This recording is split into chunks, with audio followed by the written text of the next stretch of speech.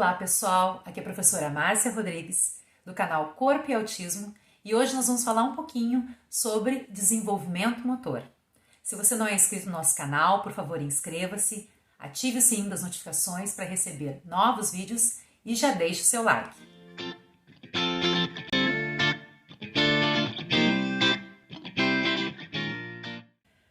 A ideia do vídeo de hoje é falarmos de alguns conceitos básicos para compreender melhor o desenvolvimento motor.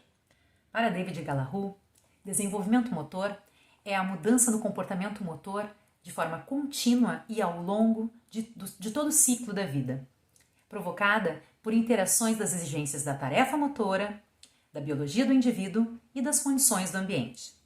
Conhecer a respeito do desenvolvimento motor é fundamental para as práticas de ensino e de aprendizado, e também pensando em pessoas com deficiência para servir como base de avaliações e de planejamento de intervenções junto a esses sujeitos. Há vários fatores que interagem de modo complexo quando nós pensamos em desenvolvimento motor, como movimento, como performance física. Esses fatores, eles sofrem influências de demandas biológicas, ambientais e da própria tarefa motora.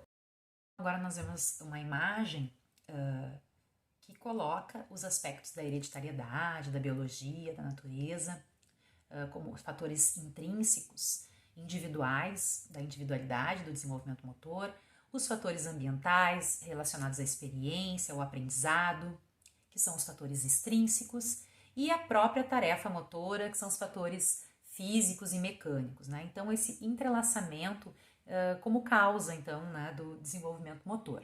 De modo específico, é importante nós lembrarmos do fator da individualidade no desenvolvimento motor. Bem, nós temos um conjunto de aquisições de capacidades de movimento, que são aquelas ações do bebê ligadas à questão da maturação e que respondem a marcadores biológicos e que têm um cronograma específico para acontecer singular. E nós temos as habilidades de movimento, que são ações da infância em diante e que respondem à experiência. No desenvolvimento motor, maturação e experiência são fatores entrelaçados, interligados. Apesar de haver um marcador biológico para a sequência de aquisição dessas habilidades de movimento, que seria a maturação, ao mesmo tempo, a extensão desse desenvolvimento se dá e é determinada individualmente, de acordo com a experiência, né? De acordo com a demanda da tarefa, de acordo com fatores ambientais. Portanto, as faixas etárias, elas servem como parâmetros aproximados para a gente compreender o desenvolvimento motor. Ou seja, né? O desenvolvimento motor ele está relacionado com a idade, mas ele não é determinado por ela. Maturação são mudanças qualitativas que permitem a progressão a níveis mais elevados de funcionamento. Bom, a maturação ela é biológica, ela tem uma progressão. Existe uma variação de ritmo, mas as características, o surgimento das características obedecem a uma determinada sequência. Esse ritmo se altera em função dos fatores ambientais. Lembrando que eu falei, né? Maturação e experiência se relacionam, né? Se interligam. Então, a experiência, que são esses fatores do ambiente, elas podem alterar o surgimento dessas características ao longo, né, do desenvolvimento, do aprendizado. Bem, o movimento ele é essencial, ele é indispensável para o aprendizado, ele é essencial para o pensamento, ele faz parte do processo mental, né? Então, Gallahue, através do movimento observável, ele dividiu o desenvolvimento motor em algumas categorias, para a gente entender melhor, né? Então, são categorias, né, tarefas de movimento, de estabilização, tarefas de movimento de locomoção, tarefas de movimento de manipulação. Bem, as tarefas de estabilidade são aquelas referentes à manutenção do equilíbrio, sempre pensando em vencer a força da gravidade. Posturais, né? Diferentes posturas. As tarefas de locomoção, o nome já diz, né? A ideia, então, é de mudar a posição do corpo, né? De locomover o corpo de acordo, né? Ou em relação a determinados pontos fixos na superfície. As atividades referentes à manipulação são tanto numa ordem ampla, ou seja, pegar e largar, utilizando todo o tronco, os braços, e quanto fina, né, utilizando os dedos, o punho.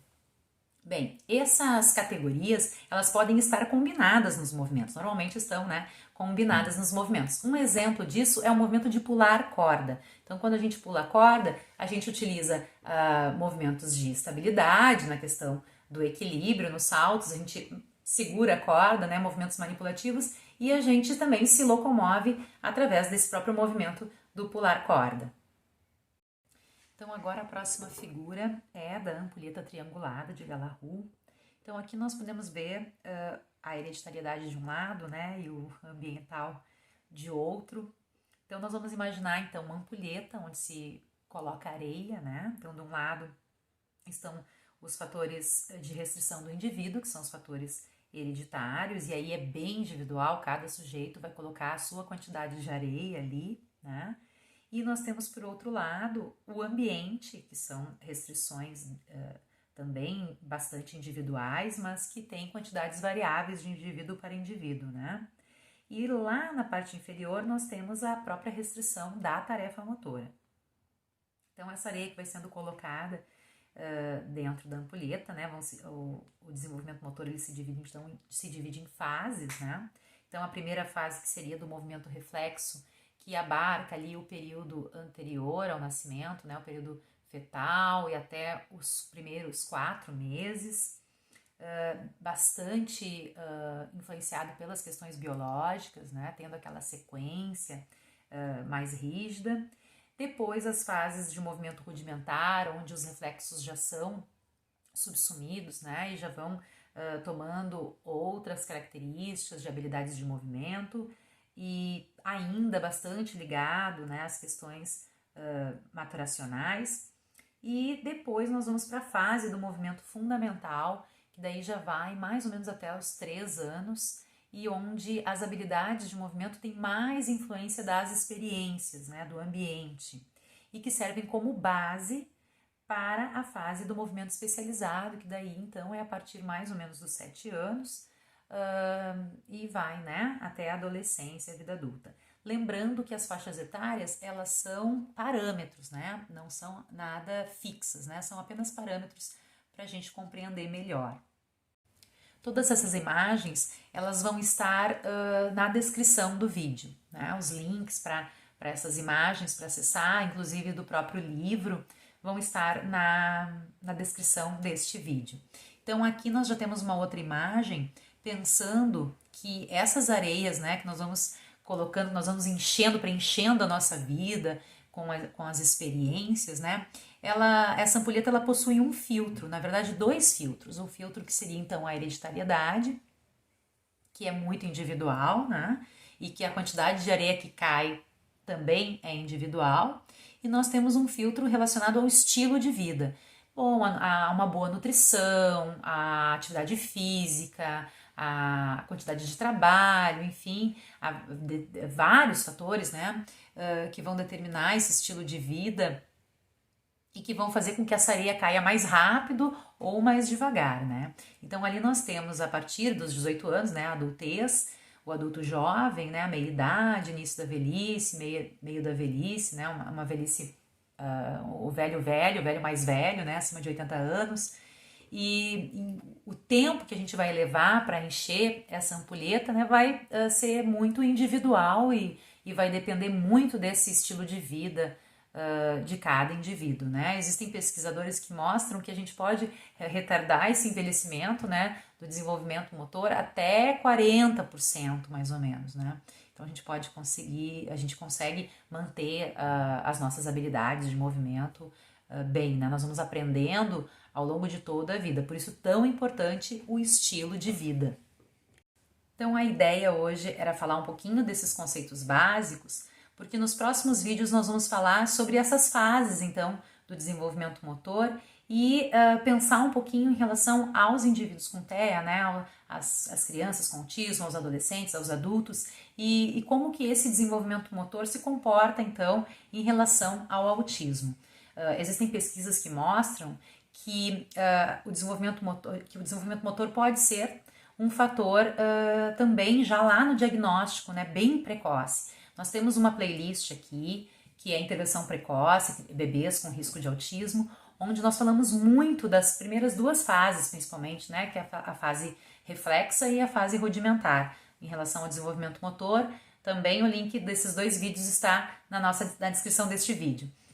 Espero que vocês tenham gostado, vocês podem deixar comentários, por favor, compartilhem, curtam esse vídeo, nos sigam nas redes sociais, Facebook e Instagram, @corpo e autismo. Muito obrigada e até o próximo vídeo.